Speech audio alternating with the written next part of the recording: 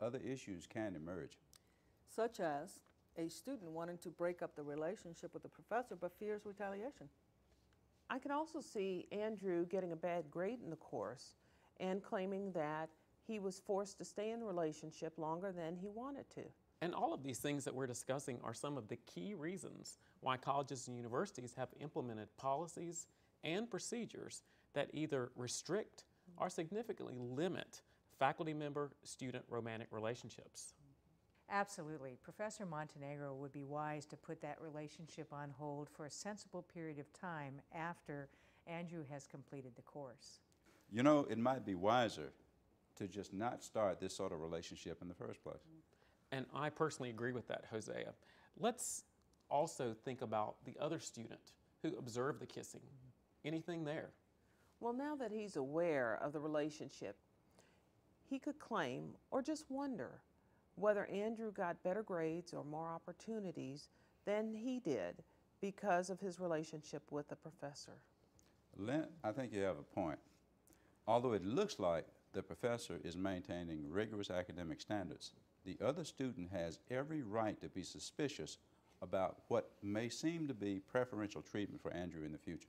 Yeah, and you know, that is a reminder for all of us that sexual harassment can be filed by a third party as well as those directly involved.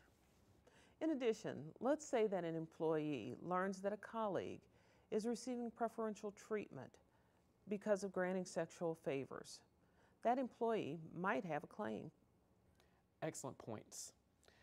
Let's now look at a scenario that addresses same-sex sexual harassment.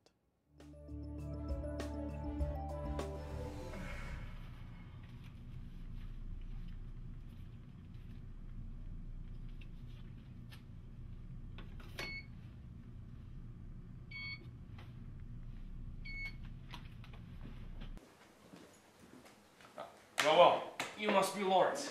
That's right. Welcome to my kingdom. I reign over the graveyard shift. Okay, whatever. So, should I start on my regular assignments? It says here you're on restrooms and shower stalls in the Student Athletic Center. Restrooms? Shower stalls? But I'm a floor care specialist. I wax floors. Correction, you used to wax floors. Now you're scrubbing shower scum. I don't know what you did to tick off Geraldo, but you got on that man's major bad side. I don't make the rules, buddy. I just read the assignment sheets. Still good pay, but I wish I was still waxing floors.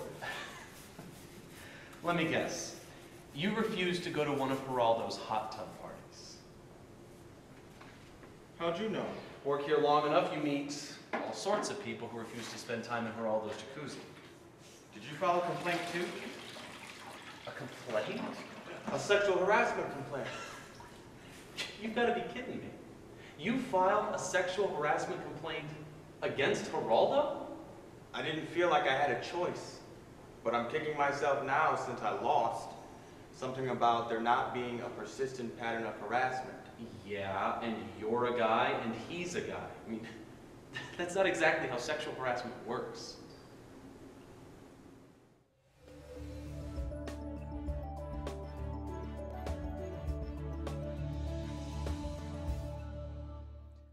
Okay, colleagues, what do we think about this particular scenario? You know, a lot of folks believe that it can't be sexual harassment unless it involves a man and a woman. But you can have sexual harassment with members of the same sex.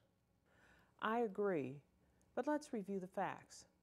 Lawrence had previously filed an unsuccessful claim against Geraldo, but could not show a persistent pattern of sexual harassment. And now he's even transferred to the graveyard shift. And it appears as though he's been demoted to a lower level job. Sounds like retaliation to me. That's right, but you know, there could be some business-related explanation. Geraldo could have some staffing gap issues involved here. Plausible, but I don't think so. I think this is really retaliation. He has used poor judgment. Even worse, the employees say that he has done this regularly. I think a really important thing for us to note here is that retaliation claims are the fastest growing kind of claims on campus, and these can be quite costly and time-consuming for many, many people. And some people don't realize that a retaliation claim can be successful even if the original claim failed. And as our final scenario, let's look at something completely different. All right, everyone, make sure you review Chapter 12, do the questions at the end of the chapter. I will see you all Wednesday. Have a great day.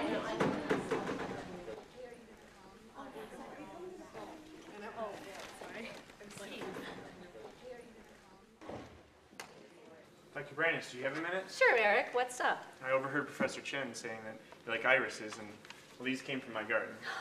Oh, wow. These are beautiful. Thank you. They're lovely. You're welcome. Hey, did you get my voicemail last night? Yes, but it was late, and I thought we could talk today in class. It was my third voicemail in 3 days, and you didn't get back to me. Well, like I said, it's been busy. The end of the semester is always busy.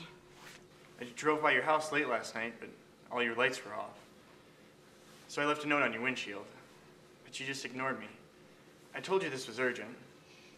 Eric, I apologize, but I have 200 students, and many of them have concerns. So I'm just another one of your 200 students. I thought we had a special connection. Eric, let's start at the beginning. How can I help you? I'm really struggling with these new formulas. Oh, well, that's nothing to worry about. Most people have trouble with new concepts. Just review the text, do the exercises, and you'll be just fine. That's just it. I've tried everything and I'm still feeling clueless. Here's what I was thinking. You once told us in class that you hate to cook. But I love to cook. How about letting me bring over some groceries this weekend, and I'll make dinner and you can help me get my head around these quadratic equations.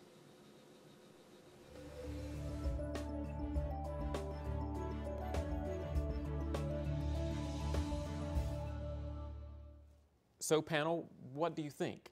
Is Eric a stalker, or is he really just trying to get an A in the class? Inviting himself to dinner is just plain inappropriate. And visiting her home in the middle of the night is outrageous.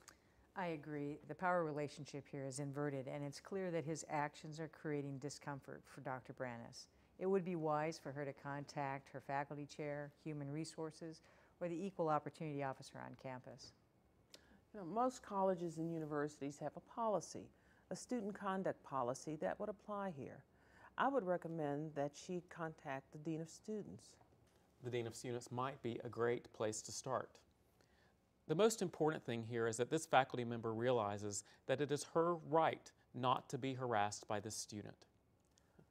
Well, panel, I think we've covered all the major points of sexual harassment. Any closing comments? I would just like to emphasize that it's not enough to have a policy on harassment. It must be communicated and followed. Supervisors and faculty have a special responsibility in this regard. Anyone who has responsibility for others, be they supervisors, department heads, deans, faculty, should be responsive to harassment concerns. If you know of a possible harassment situation, even if it's not an official complaint, and even if you've not been approached by a possible victim, you must take action. This is not an option. It's the law. Along those lines, please be aware that there are people in your institution who can help you. You don't have to handle these difficult claims all by yourself. In fact, you should not handle these claims by yourself. From a supervisor's standpoint, I think one of the most difficult things is handling confidentiality. Well, under the law, as an agent of the institution, you have a duty to take some action. So you cannot and should not promise confidentiality. You need to rely on counsel from your Equal Employment Opportunity Office, your Human Resources Office, or legal office. And one final very important point to remember, allow no retaliation against someone who has come forward with a complaint. On behalf of Coupa HR, I would like to thank our panel, our production team, cast and crew here at Central Michigan University, the Learning and Professional Development Committee, and all the volunteers across the country who provided feedback and input to make this program possible. Thank you very much.